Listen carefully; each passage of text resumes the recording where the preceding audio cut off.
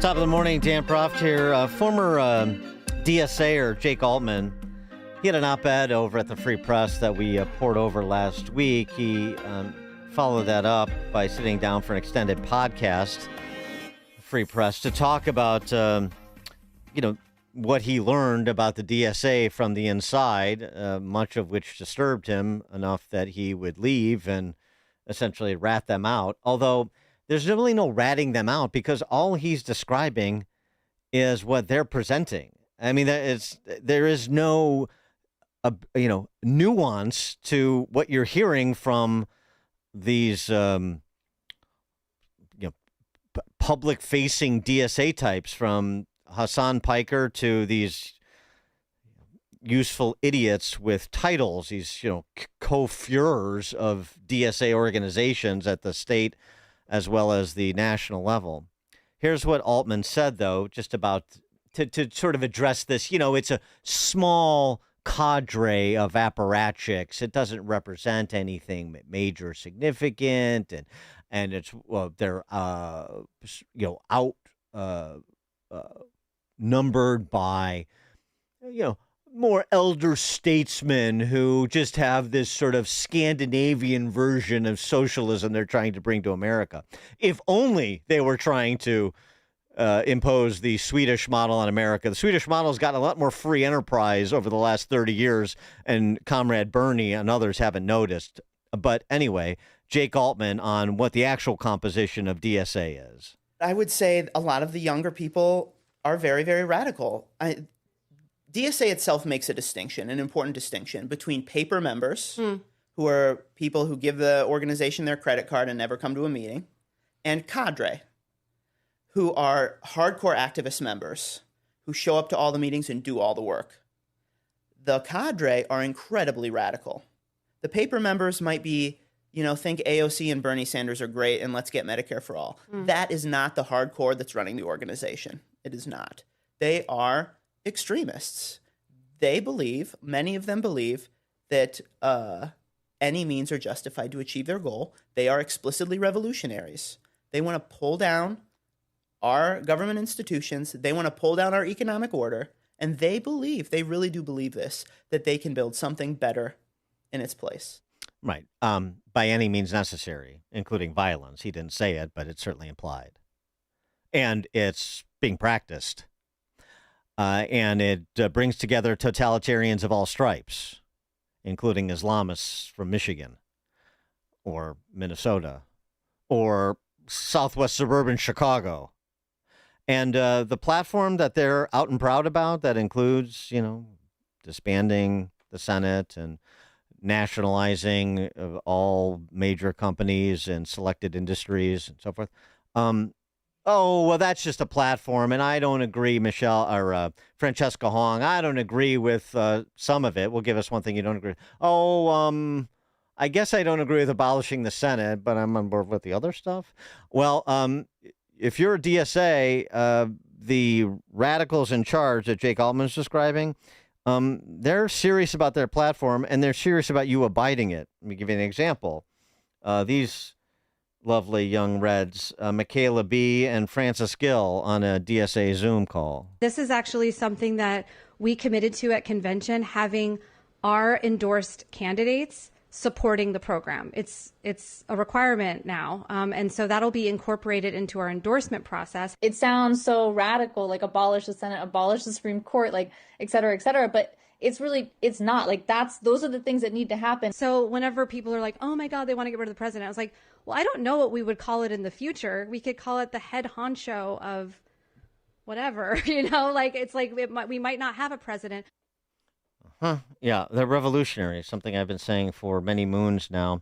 For more on this and the funding mechanism for these young Reds, Geoffrey Cain joins us, author of The Perfect Police State, an investigation into China's surveillance dystopia, and Steve Jobs in Exile, the untold story of Next and the remaking of an American visionary.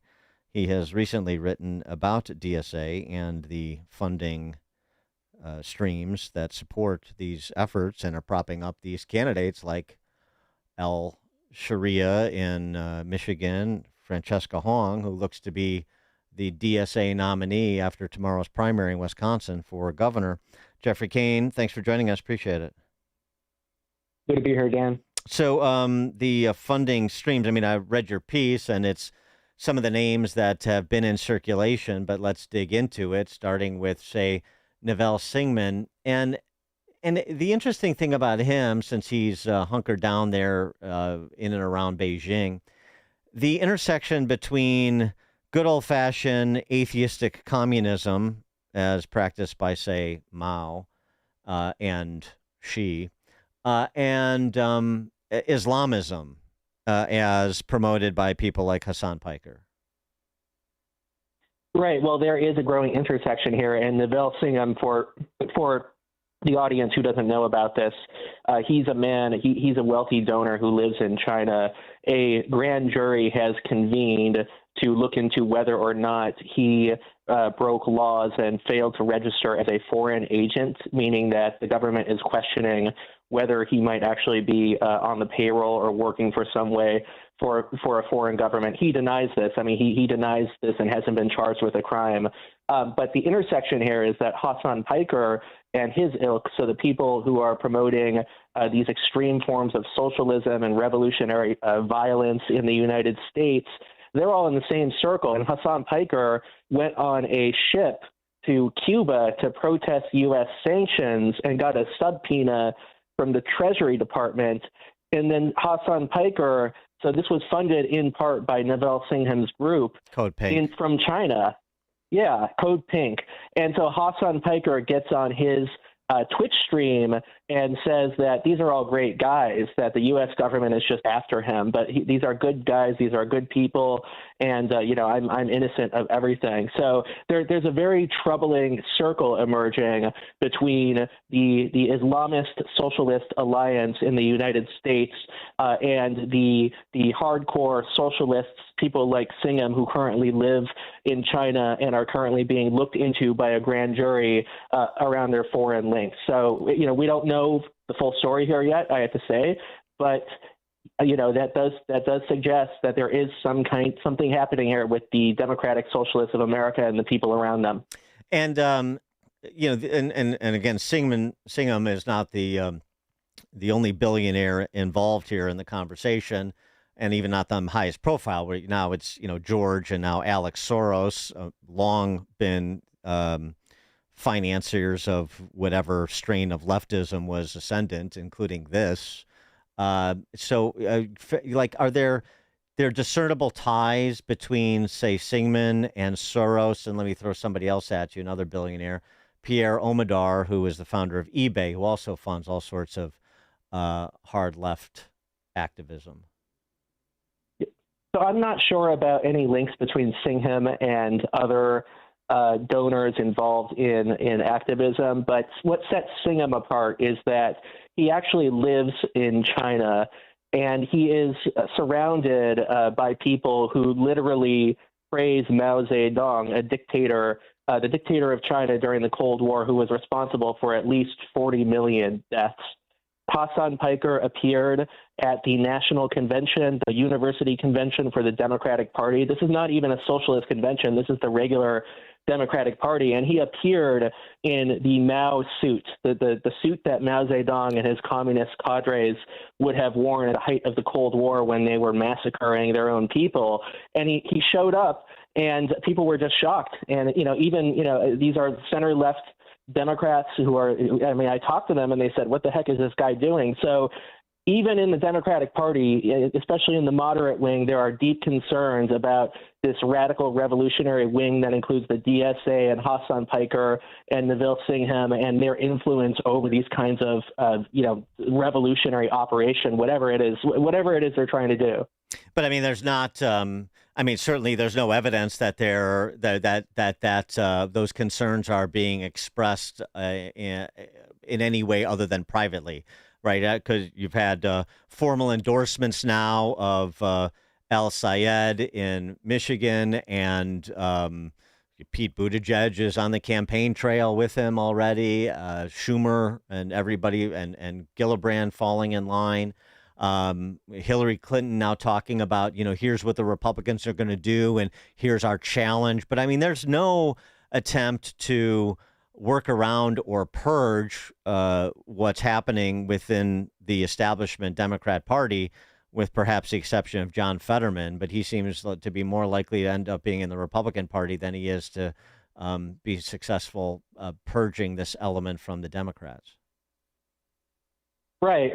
And, that is one of the criticisms of the Democratic Party right now, that the people who are on the center left, the so-called moderates, are moving further and further left to try to appease this socialist wing that's now emerging. So the Hassan Pikers of the world, the Twitch streamers, the extremists who promote violence, these guys are taking over the rhetoric of the Democratic Party, and a lot of left-wing Democrats are now caught in this question of, do I move more to the center like John Fetterman, who supports Israel and who has spoken out against all kinds of violence and terrorism, without any reservation, or do I move further left and, try to somehow appease or get the votes of these people who are starting to take over the public discourse? So one thing I've heard quite a few people say, and, I used to work in D.C., I used to work on Capitol Hill, and I know people from both parties, and a lot of people are wondering now if the socialists are going to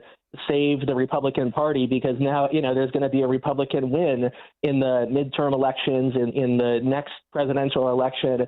The further left that they go and the more they alienate regular people who just want to, enjoy our freedoms and enjoy America, the more they're putting their own party in danger of just being seized and radicalized, and no one's going to vote for them.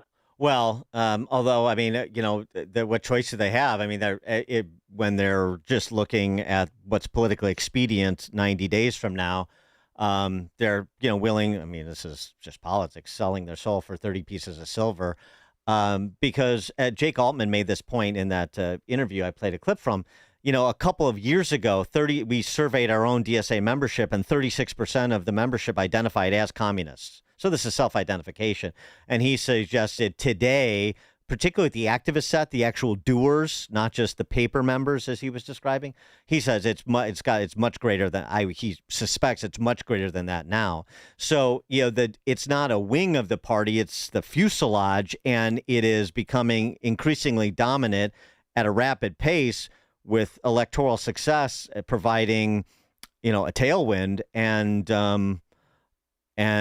there doesn't seem to be much resistance. Bill Maher and John Fetterman are not going to be enough. No, Bill Maher and John Fetterman are not going to be enough, and it is deeply concerning. So even me, I have a column in The Spectator. I write about this topic. I just published on the DSA and looked into their financing networks as well as their, praise of Mao Zedong, the mass murderer of China.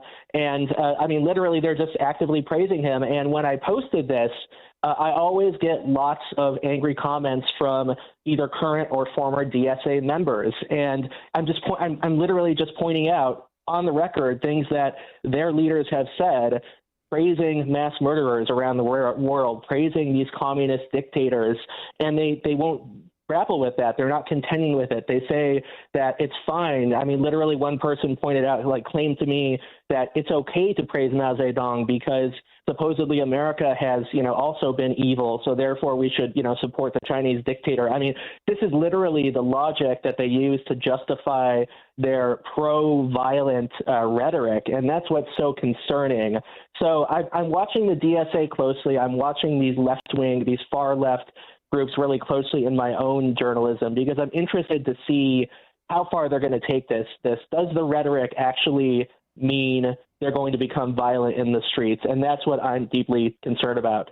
Geoffrey Cain is the author of The Perfect Police State, an investigation into China's surveillance dystopia, and Steve Jobs in Exile, the untold story of Next and the remaking of an American visionary. Geoffrey Cain, thanks for joining us. Appreciate it. Good to be here, Dan. And you join us in the alphawealthgroup.com answer line. The more you listen, the more you'll know. This is Chicago's Morning Answer. Morning Answer on AM 560. The Answer. Summer in Chicago. Don't spend it painting. Do what your neighbor Ken did. He called Rhino Shield. We bought the house 30 years ago, 1995. It's cedar lap siding. The stain that was put on the house, it only lasted about 7 years. You see,